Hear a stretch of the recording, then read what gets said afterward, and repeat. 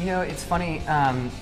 Our process, especially early on in our career, was so kind of overwhelming in a lot of sense, and very tedious and time-consuming. And Mike and I would just work forever on creating lyrics that we felt really good about.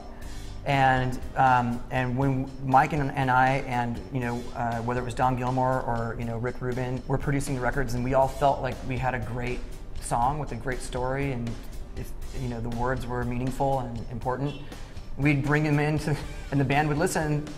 We'd get a lot of I don't know about that, or I don't really like the words.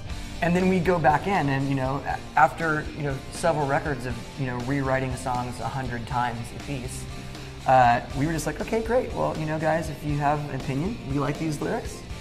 If you really don't like them, then go ahead and contribute, because we don't know what it is you aren't understanding or that you're not picking up, and we want you to love the song. And so we'd really enjoy it if you guys would kind of help us out and steer us in a direction that you'd like the song to go in.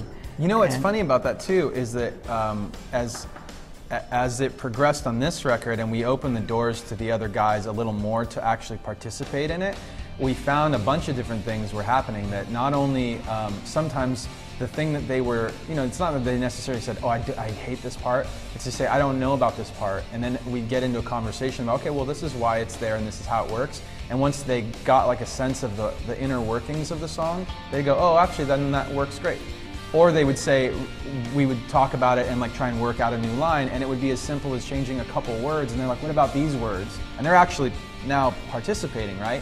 And so rather than scrapping a big block of lyrics, it's like, no, change a couple words, and all of a sudden everybody goes, oh yeah, that's way, we even go, like, that is way better. From us and them to me and you, it was that simple, or you and I.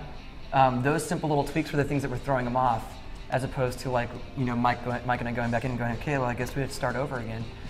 So yeah, and actually, not only have some of the words that they brought in changed the lyrics and made it to the record, but also on Living Things, we have, Brad is singing on some of the parts of the... He sang on Until It Breaks. Until It Breaks. And, he wrote some words as well. So we really encourage everyone to participate as much as they'd like to in the songwriting process. As long as the parts are good. Yeah, of course, it's like always the caveat.